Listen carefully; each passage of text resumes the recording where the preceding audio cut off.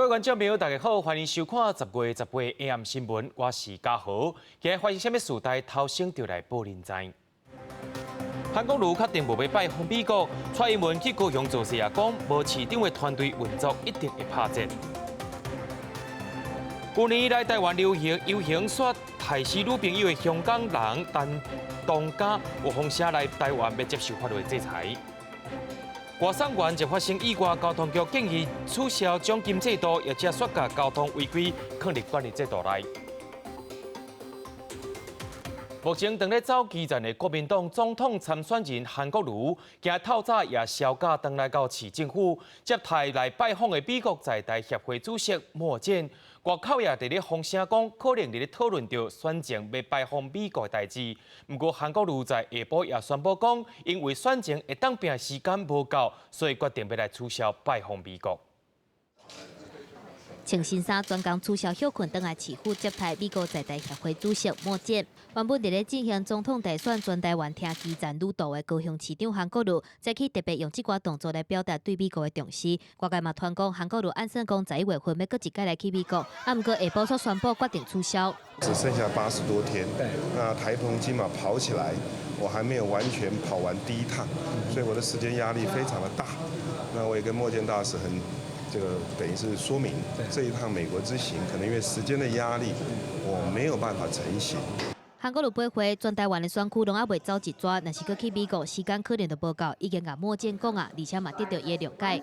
他当然理解，因为他知道只剩下大概85天左右，而且因为前一阵子高雄市政的确工作非常的繁忙，我也没有办法请假太长的时间。早起莫健来拜访，双方进行1点钟的会谈。会谈进前，莫健嘛讲要来请教韩国瑜的个人计划。Is perhaps stronger now than it has been at any point in the 40 years since the Taiwan Relations Act. And I look forward to 请教 and having you explain to me more about what's going on in Kaohsiung and your own personal plan. 汉领证实，莫健来讲访问美国的代志进前，团队就已经评估，为着要来拼选情，不得已爱来放弃。韩国瑜表示，若是有时间，会使规划因太太李嘉芬代替伊来去美国。伊目前需要专心来学习甲听基层的声音。下晡一直屏东高手进行农业座谈，嘛确实有针对民众大细细问题拢来回答，嘛强调讲爱来杀外销。包括花卉，包括农产品、水产品，包括未来我们的家禽、鸡、鸭、鹅肉、猪肉、鸡蛋。如果我们能够有部分的外销，我们应该要掌握这个外销的订单。虽往座谈的时阵，各有民众讲到一个一号的困扰，但是总统蔡英文早起已经公开来反击，讲韩国瑜要甲一个一号废掉是凊彩转的。不过韩国瑜下晡嘛是强调讲，若是当选就一定要处理。记者综合报道。总统蔡英文今日也到高雄来拼选战，也强调讲，虽然市长换人做，不过中央也同款支持高雄的建设。若讲到高雄市长韩国瑜要请假3个月拼选举，蔡总统也表示讲，首长是团队运作的牺牲，若是定定无伫咧团队运作，一定会拍折。民众热烈欢迎总统蔡英文下晡参拜高雄相助点妈祖庙，总统府秘书长陈菊嘛做伙出席。蔡总统强调，虽然市长换人做，但是中央嘛是支持高雄地方发展。若是对手高雄市长韩国瑜拄则请假2天拼选战，再去个小假半天，等于高雄市政府和美国在台协会主席莫健会面。蔡英文表示，若是首长定定无伫咧，也是规期请假，团队的运作一定会拍折。高雄在很多的方面都需要有进一步的发展，那这都需要有一个首长带领的团队来一起做，那首长确实是每个团队的运作的核心。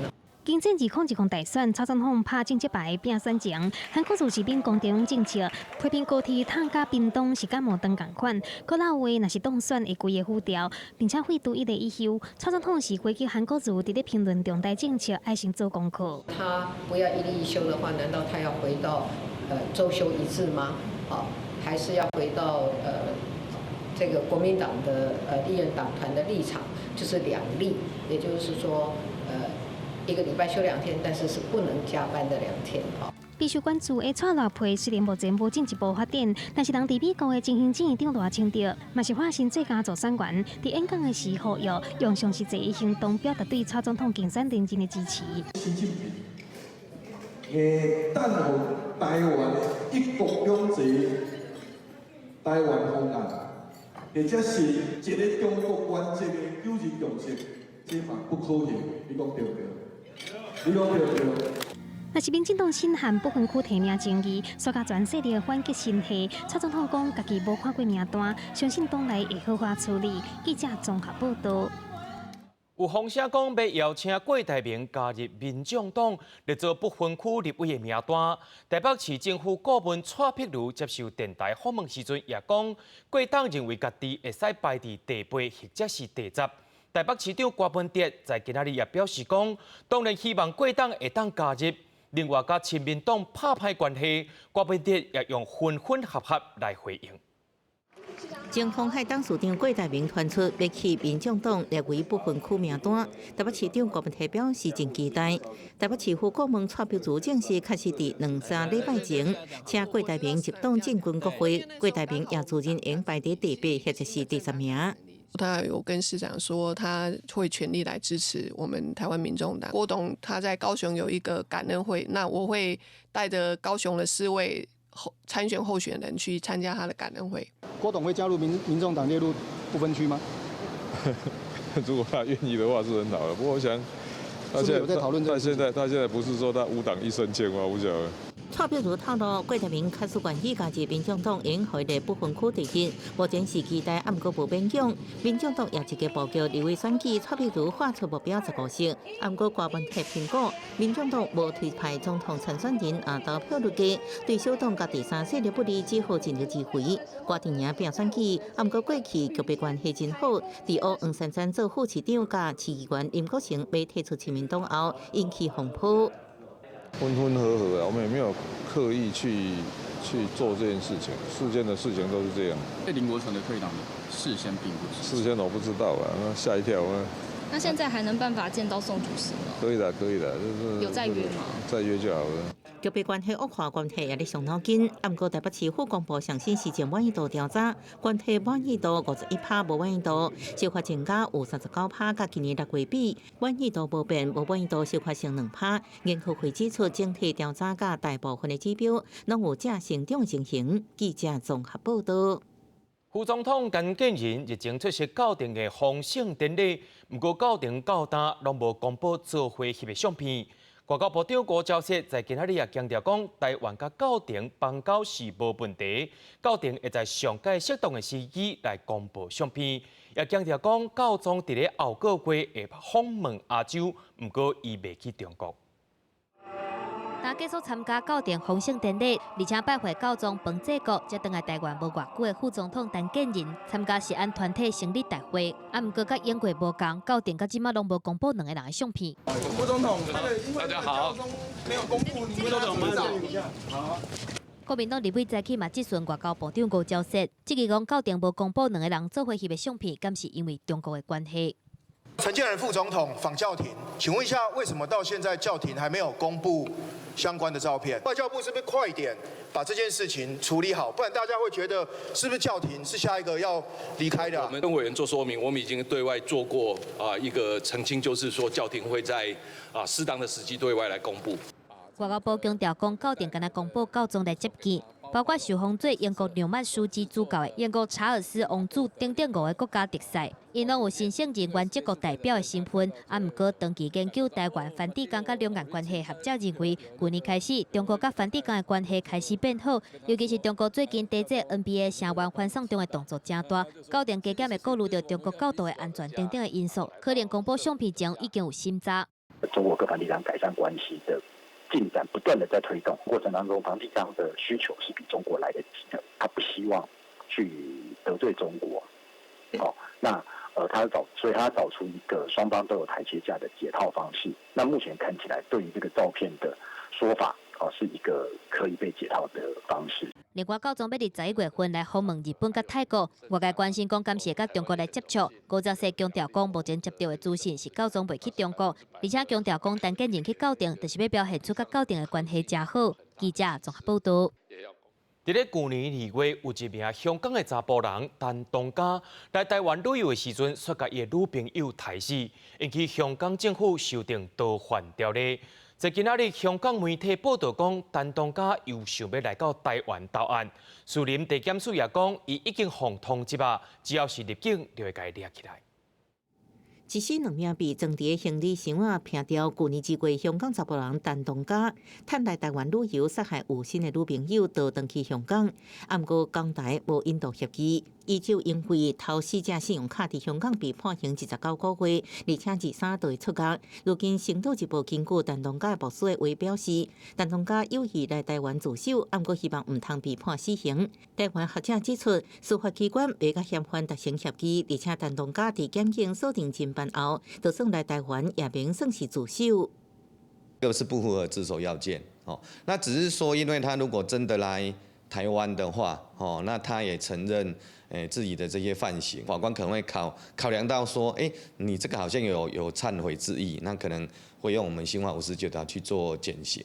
那港务会被放人，我想是一个很重要的关键。法务部只透过新闻稿指出，香港检警机关已经接获证据，怀疑伊去年来台湾都已经有谋犯案。香港并是无管辖权，呼吁港府积极属押追诉。树林地检署表示，陈同佳已经被通缉，只要入境，警方对依法逮捕。不过目前无接到对方正式联系。事件把3摆向香港律政司提出司法互助，不过拢无得到回应。后来港府就着这案件提出修订逃犯条例，被质疑可能引导政治犯到中国审判。到安尼爆发反送中运动，市会已经烧4个月月。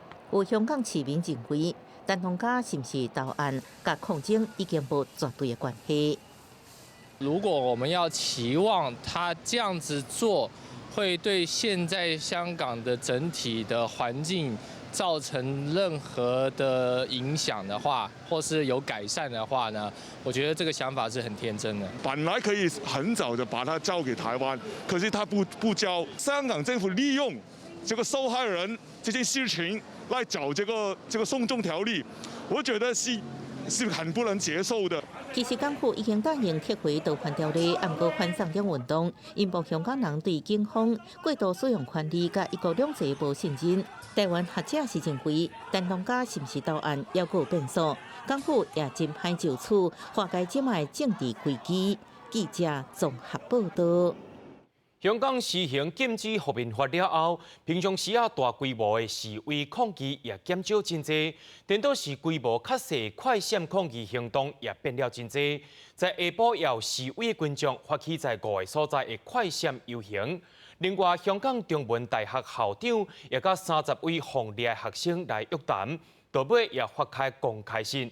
内面写着香港警察侦讯的过程有用暴力来对待，也要求特首林郑月娥必须爱查明真相。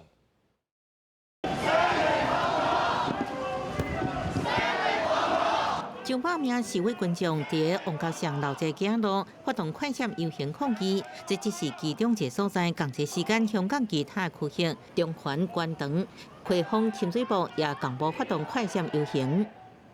香港5区快闪行动在旺角登场，而他们透过游行还有歌声来表达诉求。街路游行示威有时阵定点唱歌表达诉求，游行无到1点钟马上快闪结束。不过过程和平，无失控爆发冲突。没有暴徒，只有暴政；没有暴徒，只有暴政。要求有一个独立调查的，清清楚楚的。最好就是民主嘛，没有民主就什么都确保不了嘛。民阵礼拜日发起9龙大游行，港警发出反对通知书，引起民阵不满。认为游行主要诉求是中作警队才会遭到抵制。部分示威群众认为，无论是不是无反对通知书，礼拜日一定会上街路表达诉求。我们大多数人都是和平示威，我们香港人现在还有一点自由，我们要捍卫我们的自由。我没有所谓有没有通知书。为咗香港少年人为着家己的理念坚持行上街路抗议，不过抗争事件爆发以来，不少大学生被警方抓去。香港中文大学校长段同志近期甲30多岁被抓学生讲话，佮发出公开批指出，为着同学向的反应持续口径，或者是扣留期间，捌被警察扇嘴皮，甚至有同学被警方强迫爱烫手画衫等等。抓过程当中涉及不当暴力，甲违反人权，要求特首林郑月娥查证了后爱谴责。而我哋亦都見到有時有唔同嘅聲稱嘅投訴人或者覺得受辱或者受屈嘅人士咧，其實我哋又有時有留意到佢每次出嚟講嘅嘢都有少少唔同。港警回應認為段總理聲明看不到當事人基本資料，呼籲當事人出面向警方投訴。記者綜合報道。美食平台外送員為着要拼緊，直接來發生意外。台北市交警大隊加新北市的交通局也邀請業者來開會，落尾也達成共識，因為要求外送員要接受交通安全加教育訓練的過程。交通局也建議講要取消走違者的獎金，不過業者敢若答應講會將外送員違規超速的部分放入去管理制度內面。外送北台最近發生真濟件死亡的車禍，引起社會的關心。台北市交通警察大隊早起邀請業者參加交通安全的座談，而且達成2項初步的共識，包括外送員應該接受交通安全的課程，還有業者應該定期審核外送員的駕照，因為外送員平常時若是有超速、烏白兩等等違規的代誌，去互警方抓到會記點，半年內底若是去互記錄點，會當吊駕照1個月的時間。外送平台駕駛員時常違規的項目，我們警方會加強的來執法。如果經常發生交通事故，或者是有違規的重大情形，比如說是有酒駕或者闖紅燈等等這一類的，能夠做一個篩選。外送北台業者坐幾排，拜四10月17，新北市交通局同款是有交業者來開會，業者嘛有答應講要落實教育訓練。新北市是會開放學校外口的家長接送區，和外送員會當佇遮落貨臨時停車。不過要安怎避免拼緊來搶奪？會議內底業者無答應講會改變獎勵制度。可不可以把這些違規超速納入他的一個就是管考的機制？他們願意去做，但你說那個獎金機制要改變，他們覺得這個困難度比較高。獎勵機制這部分是不是直接會有連接到搶快這件？我們目前並不是很確定。我們在整個 APP 的設計上，其實會很清楚的讓顧客了解整個在路上的這個送餐的順暢度。如果有任何的特殊的情況，其實顧客也可以清楚的知道現在的整個行程，所以不需要有任何的這個搶快的事情。Uber Eats 的外送員指出，3天走100單的獎勵制度，這是外送員拼單的主要原因之一。不過，業者敢若答應講會將外送員的違規超速的部分來入去管考的機制。記者綜合報道。為了要保障買厝是買來家己住的權益，也避免民眾買厝來囤來趁錢的這情形，台北市有可能會調整房屋稅率。若準是買來家己住的，可能會對1%降到0.6%。另外，若準是厝有愈濟人，你扣稅扣愈重，有6戶以上的稅率，可能會對3.6%增加到4.8%。為着要阻止民眾炒房囤房，台北市調整規劃房屋稅，建議取消家己住3戶的優惠，而且部分是毋是家己住，會改做以家戶持有戶數來實施差別費率。不需要再分為自住非自住，就直接用戶數來看。如果中央的房屋稅條例它3.6的上限再往上加，那甚至比如說到4.8，那等於說我們可以就那種持有多戶的，可以跟它課得更高。不過這個當然就是要等房屋稅條例的修法。即賣房屋稅只要是家己住的，全國第3戶以內稅率是1.2%，2戶以上毋是家己住，每1戶稅率是2.4%，那3戶以上每戶是3.6%。台北市財政局的規劃是，未來台北市不再分是毋是家己住的，除了建議中央取消全國家己住的3戶以內1.2%的優惠之外，第2戶改做1.5%至2.4%，第4、5戶是2.4%至3.6%，那是持有第6戶以上建議稅率是4.8%。不過，房市專家認為，有財力加買幾間厝的大戶，房屋稅加幾倍影響也無大。但是，厝頭家難免會將增加的稅金反映在咧厝稅錢頂懸，嘛是隨着厝價。目前台北市大概的中古大樓，可能每一間的每年房屋稅可能大概30坪左右，大概每年大概2、3千塊錢。其實是說，那你就算是房屋稅率把它增加1倍，對於房東來講的話，他如果是把房子出租的話，這個是相當容易去做轉嫁的。面對台北市建議修改房屋稅條例，財政部表示尊重，但是因為各地方政府需求無同款，若是要修法，佫需要共識。目前中央並無修法的規劃，地方政府若是有需求，建議會當對稅基來下手。在咧目前的體制之下，達到政策目的。記者綜合報道。对着阮的镜头来看在地上大条，咱常常拢听人伫咧讲用认养来代替顾辈，毋过在国内非法繁殖狗仔、猫仔业者也阁是有的。云林县的东风所17也甲警方去到北港一位真压迫的所在，掠到这个非法繁殖的业者，而且甲狗仔、猫仔拢总有226只，拢总甲救起来，也因为有违法的事实，也依照法律解罚啦。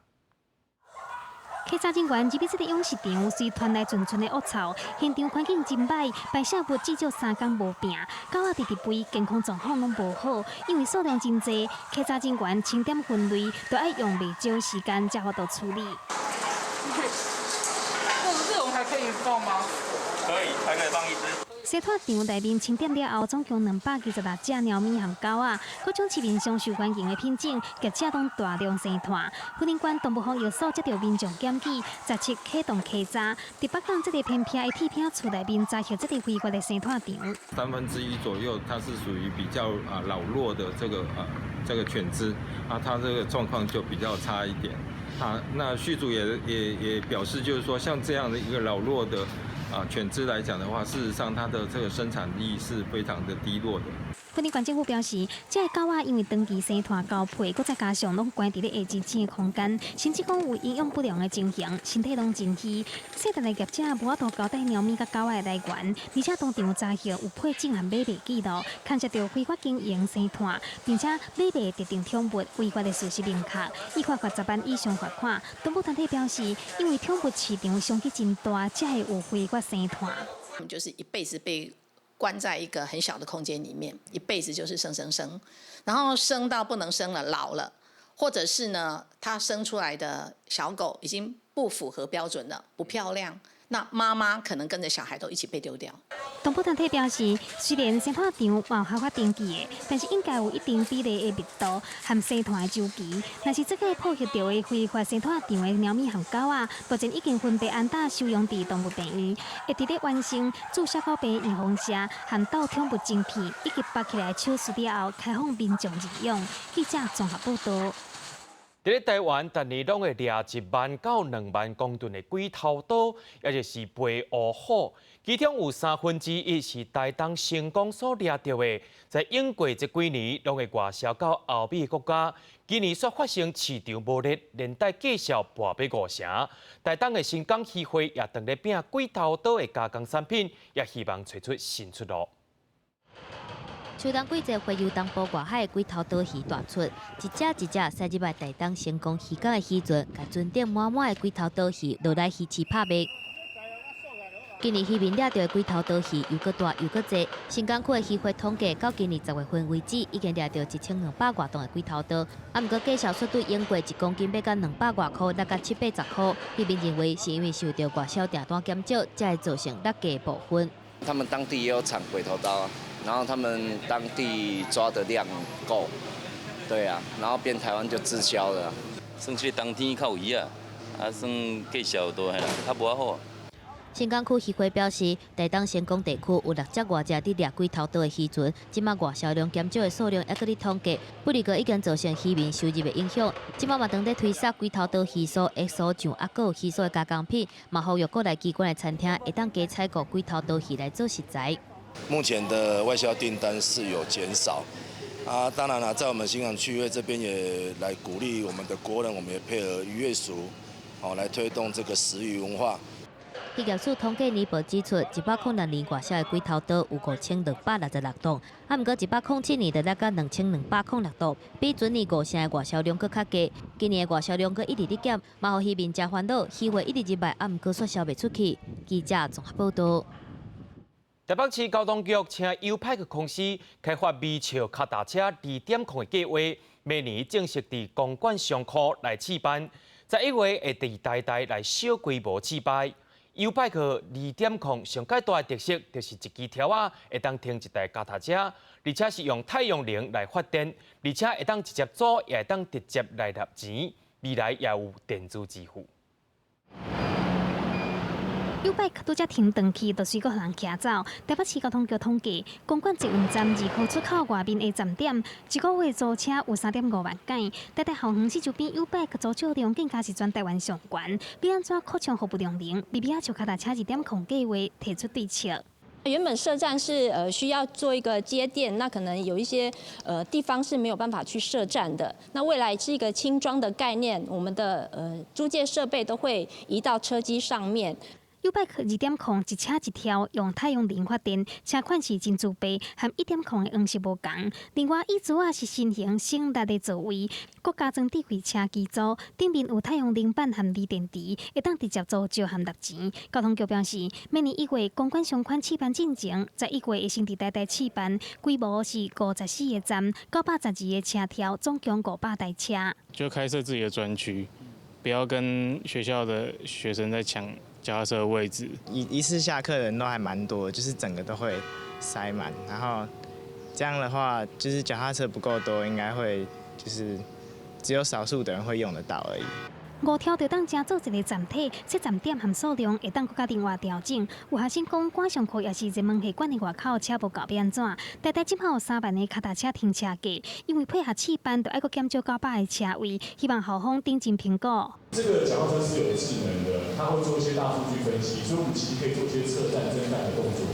校方伫说明会顶面示期，嘛强调共享脚踏车运具会当减少校内私人的脚踏车黑白蛋也是无得骑。假使讲试办了后发现问题，像讲8成拢毋是校内私人使用，一定会反映予市政府做滚动式的修正。记者综合报道。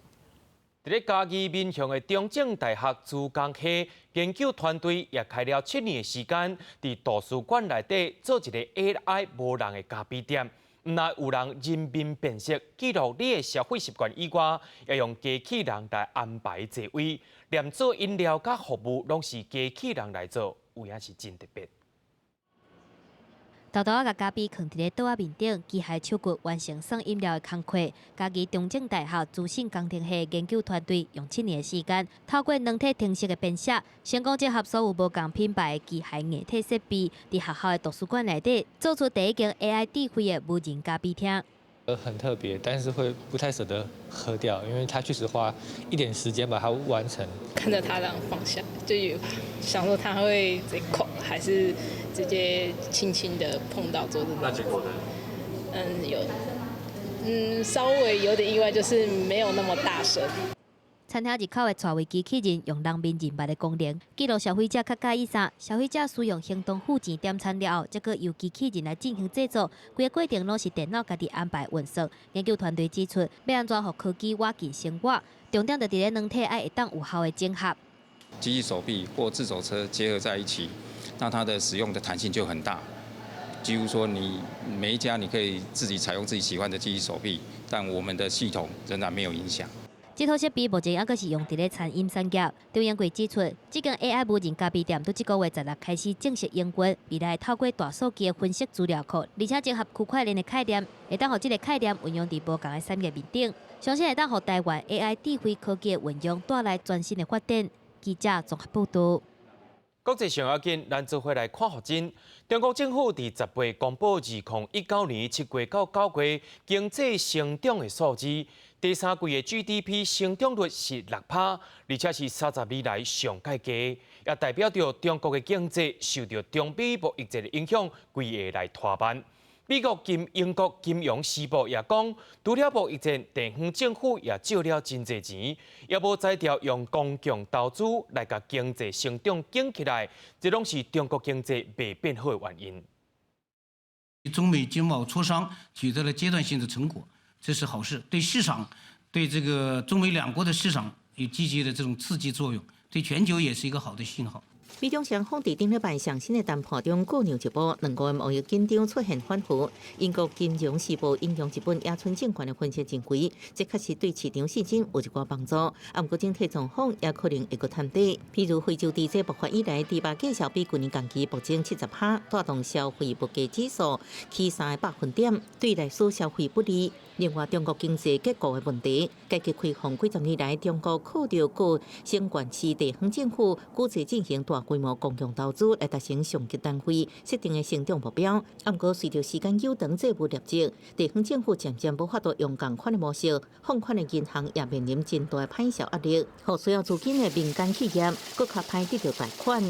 同比增长6.2%，分季度看，一季度增长6.4%，二季度增长6.2%，三季度增长6.0%。除了成长率放慢以外，后续效应也有失业率上升，银行派销愈加愈大。同时，过去10几年来经济成长也受发展程度较低地区民众，无因为改革开放得到好处，拢互中国社会内部压力愈来愈大。记者综合报道。联合国大会第17也举行人权理事会改选，拉丁美洲加加勒比海地区竞争是真激烈，落尾是由委内瑞拉加巴西摕到较悬票。不过，人权记录真歹的委内瑞拉，却引起美国加拉丁美洲国家强烈的批评。联合国193个成员国17进行人权理事会改选，左派马杜罗所领导的委内瑞拉和右派波索纳罗执政的巴西，分别以105票和153票当选拉丁美洲加加勒比海地区的代表。新选出来的14个成员国会对明年1月7日开始上任，在未来3冬的时间，负责伫咧全球加强促进和保护人权的工作，解决人权侵犯的问题，并且对这方面提出建议。Hoy hemos tenido una gran victoria en la Organización de Naciones Unidas en Nueva York. Venezuela ha sido electa por el mundo para un puesto permanente en el Consejo de Derechos Humanos de Naciones Unidas. Victoria de la diplomacia de paz. 挺反对镇压领袖瓜伊多为美国下发领导人的美国川普政府投票进程，就带着优势亚洲和非洲国家卖支持委内瑞拉。投票结果出来了后，美国驻联合国大使克拉夫特讲，马杜罗政府政治人权理事会对联合国来讲是真该叫的代志，对委内瑞拉的人来讲更加是悲剧。人权观察全球倡议部的副主任波洛皮恩嘛指出，委内瑞拉不应该选调，这等于是对经济和政府军苦度无实的受害者，和几大万因为人道危机离开国家的人，感染一个真大的脆皮。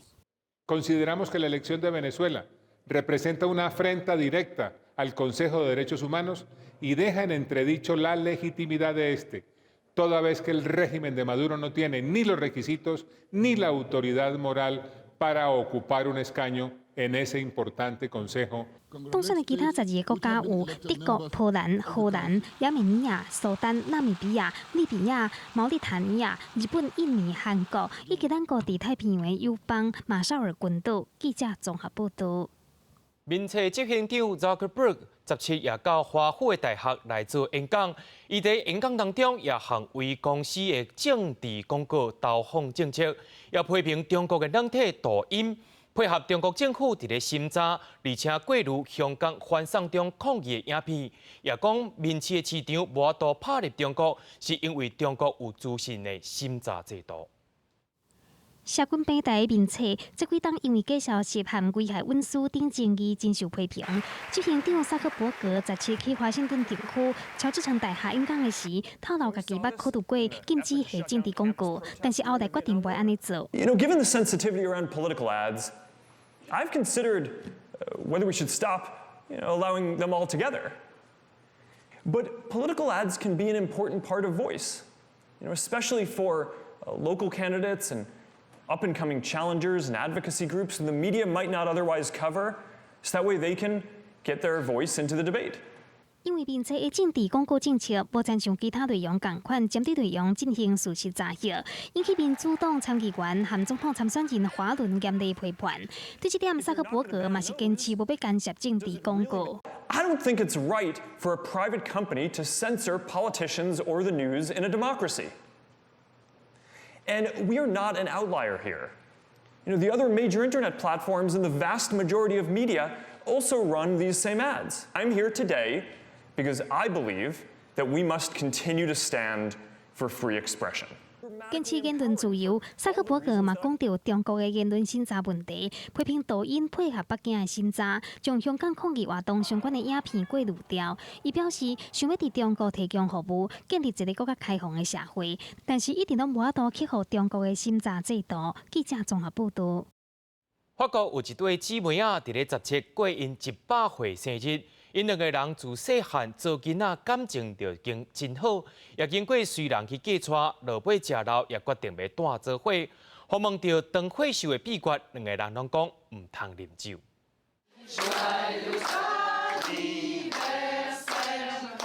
这对法国的双胞姊妹乐美瑞甲布利甘，伫亲情朋友的祝福之下，伫10月17度过因两个人的100岁生日。On est né avant la guerre. Eh bien, on est né en 19. Ah, en 19 qu'on est né. En 19. Ben, ça nous fait chanter. 因两个人自细汉就结条条，甲爸母厝里人住伫家己的农场。20岁经过二次世界大战，二战结束了后，两姊妹仔小连续结婚才分开。就算讲有家己的家庭，毋过感情嘛是阁真好。而且就伫咧2016年11月份，两姊妹仔决定讲袂甲囝孙大，是搬去故乡一间养老院，而且两个人住做伙。Mais chacun avait sa famille. Nous voilà réunis ensemble encore. Depuis, ça fait combien de temps qu'on est ici? Tout ça, c'est bien plus, hein? Trois, oui. 布利甘甲乐美瑞总共有37个囝孙甲干仔孙，所以这场100岁庆祝生日是真闹热。而且真趣味的是，因两个人回答问题是一人讲一句，有当时因为年纪的关系，所以讲较慢。毋过去互问到讲是安怎会遮健康，遮尔长岁数的秘诀时阵，就看出来，相时啊毋免透步。L'alcool, jamais. Après l'air, ça a été long. Et depuis ce temps-là, on en boit. 相时啊做伙出事，做伙大汉，而且身体阁爱有够勇健长岁数，才会当做伙陪伴一世纪。这份感情真正是无简单。记者综合报道。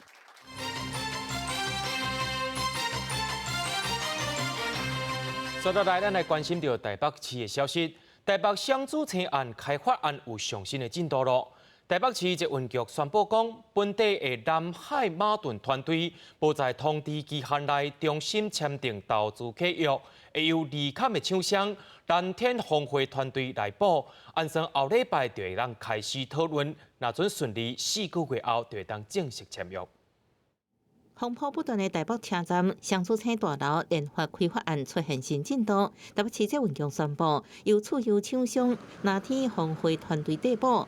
按算伫下礼拜，双方就已经开始讨论契约文字，那一切顺利，4个月后就正式签约。经过我们初步的评估，就说蓝天跟红会的话，基本上他们都是本国注册的这样的一个公司，所以基本上在成立新的专案公司，就资格上面的话，应该没有所谓入资的疑虑。第二个就说，如果要重新招标的话，可能它费时可能要费时9个多月。如果说递补的话，基本上应该在3到4个月可以来完成。疾运局表示，原本上有申请人南海马顿团队，因为明伫台北市疾运局通知期限内完成新专案公司设立，甲台北市政府签约，自动放弃。而且公司2摆提出暂时状态处分案，也被法院驳回，所以通知所有申请人蓝天红会团队递补，必须伫收到疾运局书面通知了后，伫期限内完成契约签订，才能正式摕到投资开发权利。从决定投标的那一天开始，就已经做了最好的准备，含到的60天内成立专案公司，然后准备缴交18亿的履约保证金。蓝天红会表示，会以新歌融合为出发点，以台北本地独特的景观甲文化历史元素，塑造内涵丰富的都市地标。疾运局预估开发完成后，台北市府每年租金收入18.7亿，提供1.6万个就业机会，每年增加房地税收14.6亿，也能创造10亿以上的经济产值。记者综合报道。政府打算要创一个创水烂的产业园区，而且是设在基隆的和平岛。目前已经甲4、5间的厂商来签约啊。基隆市政府也表示讲，因为附近拢是港务局的土地，未来若准有土地需求，应该拢无问题。伫基隆和平岛的大圳厂区内底有6座码头、3个圳屋，幅地真大。地方民代透露，伫积极争取之下，大圳已经同意将产水南产业园区设伫这个基隆厂区。未来将陆续进驻厂商甲工作人员，由基隆园区负责产水南装备零件，伫高雄厂区组装各自产水南，上下手产业，初估应创造1万个就业机会。由台船来主导一个区域，让这一些机敏性的厂商设备能够进驻到一个特定的区域里面来做生产。那这也是刚开始要做一个浅建产业园区的一个初衷。经过台船初步规划，基隆灿水南产业园区分为3期工程，希望基隆市政府协助提到周边用地。不过，伫和平岛的厂区，连外道路原本因为观光客真多，会有塞车的状况。未来若是产业园区建筑地方也烦恼交通进入黑暗期。未来进来的技术人员，其实也会更属于高端的一个技术人员，而不只是这个船舰的一个制造。有一些运输的东西根本不会从陆路走，它可能直接从海运就进来。基隆市政府回应，园区发展一定会带来人潮，会赶紧规划配套措施。市府也积极协调周边的公有用地，予园区使用。记者综合报道。伫咧这几年，因为食品安全的问题接接来发生，为着受害者的权益，国内真侪为食品安全专家，伊也做伙成立着食品安全及受害者权益促进会，未来会监督政府来看顾食品安全的问题。廖女士原本伫台中惠民网校驾车，家大拢伫学校。1979年时，有生意人推销较俗的米糠油卖予学校，想要到全校师生成为油精中毒者，因为毒油当中的多氯原本无法度排出体外。廖女士的身体也吸毒共存40年，到即马依然深受其害，甚至也可能遗传到下一代。养育小孩的时候还蛮辛苦的，因为小孩出生的时候其实是都不是那么健康。当年甲廖女士同款的受害者，全台湾有1886位，不过国内食安规矩并无安尼解除，陆续阁发生真一件重大食安事件。包括2008年山区清安毒牛磷粉事件、2012年塑化剂事件、2013年顺丁烯二酸毒粉浆事件、2018年也发生顾可菲造油胶囊事件等。为确保食安受害者权益，国内真侪为食安专家共同成立食品安全甲受害者权益促进协会，要扮演监督政府推动救济补偿的角色。受害者有受到什么样的健康效应？事实上，以单一个人想要证明是非常困难的。这些事情一定要做一个一起做一个调查。台大环境职业医学科教授郭国龙强调，未来协会会结合独立食品法律等各方面专家，协助食安受害者求偿，甲建立受害者后续健康照护者机制。记者综合报道。儿童文学作家邢家辉因为得到乌白癌来过身，医师也表示讲，这着癌的所在是真罕见，而且早期是无什么镜头，拢总是等到一个肿瘤摊开，发现到底就已经白付啊。医师也提醒讲，若准是出现面黄黄、顶白疼疼笨笨、发烧阁未退，就要赶紧去检查。今年金鼎奖特别贡献奖的得主，嘛是儿童文学作家邢家辉，因为得到乌白癌全过身，享年46岁。医师表示，这是真罕见的癌症，国内平均一冬才出现差不多200个病例。因为早期用要拢无明显的症状，真歹发现，等到较近的时阵，往往都已经是尾期。病灶很小的话，基本上你是一点感觉都没有了。对，有人因为肝指数不好，他可能皮肤会痒痒的。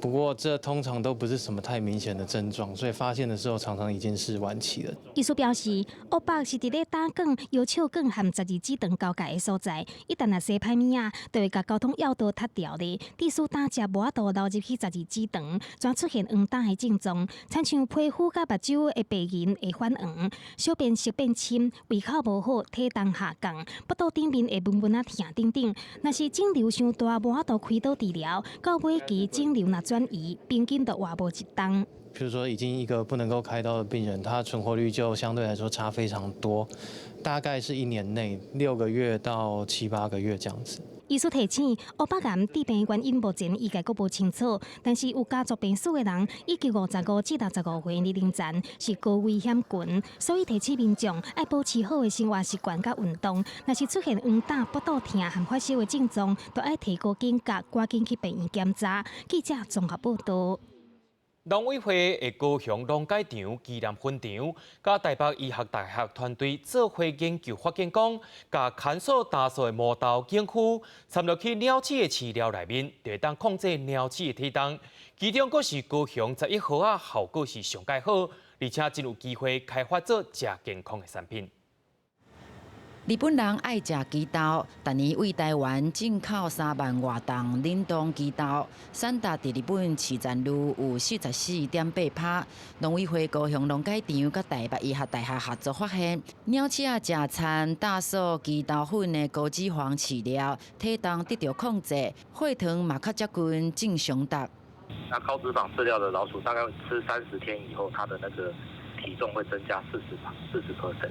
老鼠它吃高脂肪饲料，同时含有那个毛豆，它的体重会比较趋近于正常老鼠，血糖的代谢或者说我们的脂肪肝的情形都会有明显下降。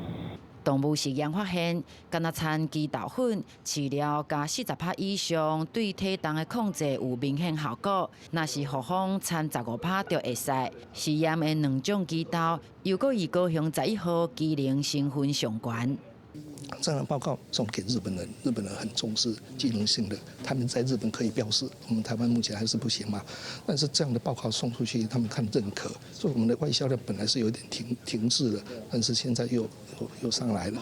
鸡豆的保健效果头一摆伫咧国内动物实验得到证实。高雄农改场基南分场今年7月已经做100公斤纯鸡豆饮品。甲业者合作包装，若是刷落来技术转移顺利，看起来较歹的鸡豆就会当用来做控制体重甲血糖的饮品，主攻日本市场。记者小新志明台北报道。经过10个月的试验运，到日台湾史前文化博物馆的南科分馆19要来正式开幕咯。南科园区自英国到今，发现58大以上的遗址，而且是目前台湾遗址上捌的所在，文化展示也是上完整的地区。民众坐伫摇来摇去的船，边仔阁有现代科技的灯光效果，会当体验先民渡过大海的感觉。这是台湾史前文化博物馆南科考古馆里的囡仔馆，唔来当看文物，嘛打造亲子友善空间。开15亿，经过10个月试营运，国立台湾史前文化博物馆南科考古馆19正式开馆。许多的台湾第一稻、台湾第一小米、台湾第一狗，以及丰富的史前文化、墓葬文化、美学工艺，都在南科考古馆。行政于民国84年经南科台南园区的地点。但是时间进前，所发现园区有真侪遗址甲遗物，到今已经发现58位以上的遗址，是台湾遗址密度分布上悬、文化年代分散上较悬的地区。对5000年前到300年前拢有，而且阁有到今出土上完整的头一区女性的身尸，阁有3人贴做伙的做法，拢会公开展示给游客来欣赏。我们从这样的一个墓葬，我们可以体会、可以理解、探讨当时鸟松文化他们的这群人，我们也可以了解鸟松文化当时的丰富的器物工艺之美。南科考古馆对去年底试营运到今，总共有53000多位游客参访，目前已经在进行上尾阶段的整理，19会正式开馆营运。迄天嘛会安排考古文创的单位、甲体验营等等，要互民众做伙来了解几6000年前先民的生活甲文化。记者综合报道。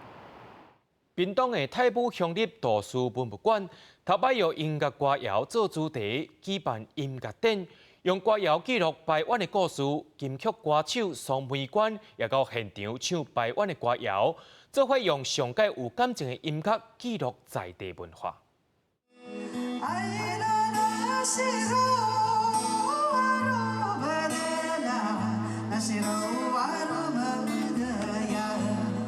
迷人的歌声唱出对这片土地的感情。台湾族歌手桑美娟、佘乐乐替屏东太武乡立图书博物馆的音乐展开唱。图书博物馆今年是头一届以音乐也有歌谣为主题，举办翻山情书谣歌加室内的音乐展，要展示无同时期的原住民音乐也有专辑。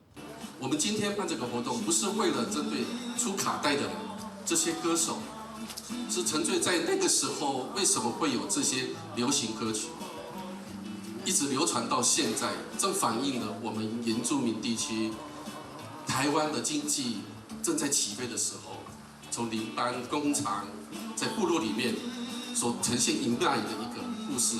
养尊部落的音乐，拢是族群内面真够唱歌的人，因家己创作，或者是把好听的声音录起来，为蓝照华、哈雷兄弟、到林庆祥、马春美等等的台湾族专辑，传唱几60年的时间，即阵已经是关注民近代歌谣史的篇章。第一个不要抽香烟。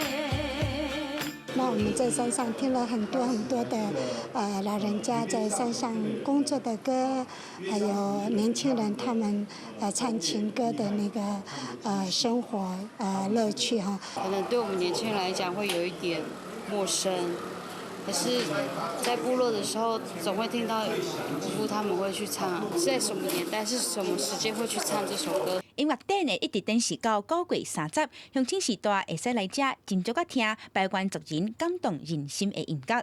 记者综合报道。在南投县区有一间真有特色的餐厅，头家是回到故乡来创业，店头的厝内外拢是头家家己来装潢的，连菜色也真功夫，一定要有在地滋味。虽然讲开店7年真艰苦行，不过伊也想要守掉咧，叫做部落的特色。这是来自台南渔场的阿志哥哥的香鱼。捧出南投县区第2项在地物产，这间店有好食面貌一个笑口的头家，用茶做的椅仔、甲刀仔，这间餐厅的装潢全部拢是头家家己动手来打造的，帮游客营造一个舒适的休困的所在。人客学落讲，这间店就挺像是部落的 Starbucks。我一下车的时候，其实吧台很让我惊艳，因为全部都看得出来是天然的东西、原木的东西，然后渐渐的烘托出他们这一边所该有的地方特色。那对我来讲，这边就像是达马峦的星巴克。今天来到这里终于可以享受，为什么？享受一杯咖啡，跟老板聊聊天，老板也很幽默。头家转得志返来家乡，伫南投信义乡第2村来创业。一开始亲戚朋友拢无支持，7年以来创业的路坎坎坷坷。虽然讲经营一间店无遐尼简单，生活嘛有淡薄困难，伊有愿坚持要继续经营。你必须要去求生存，所以当然现在为了这间店坚持到现在来讲，其实一直都没有赚到钱。可是我觉得迟早，我觉得我们应该就是要坚持了。专得志强调，经营这间餐厅虽然是为着生活，也毋过趁钱并毋是上重要的目的。伊希望会当用伊的工艺打造在地特色的景点，用伊煮食功夫，用好食面和游客来交朋友。伫咧时行大品牌的时代，经营一间部落的小店，嘛是对在地风味的坚持甲守护。记者综合报道。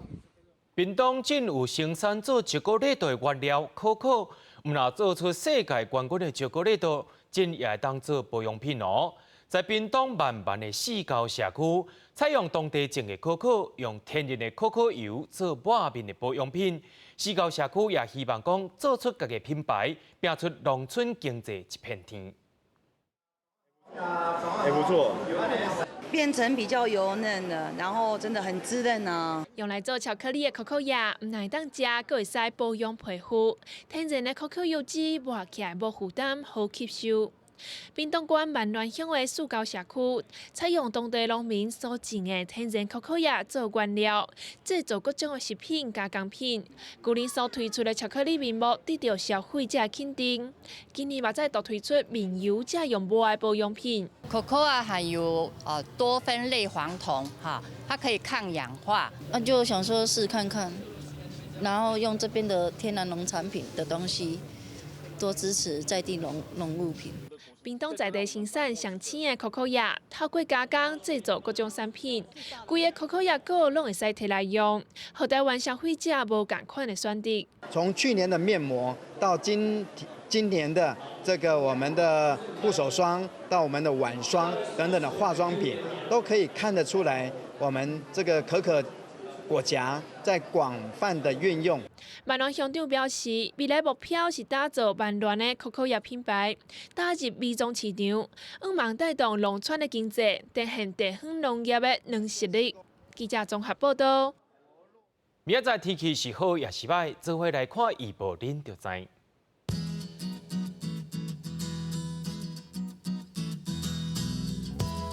北部地区为40度到48度。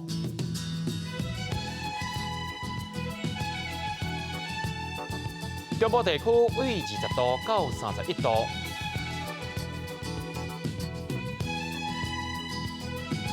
南部地区为22度到31度。东部地区对19度到29度。咱来看外岛地区，为21度到28度。新闻的最后，也带恁来到中国的山东来看小白狮，也感谢恁的收看，我是嘉豪，咱同一时间再会。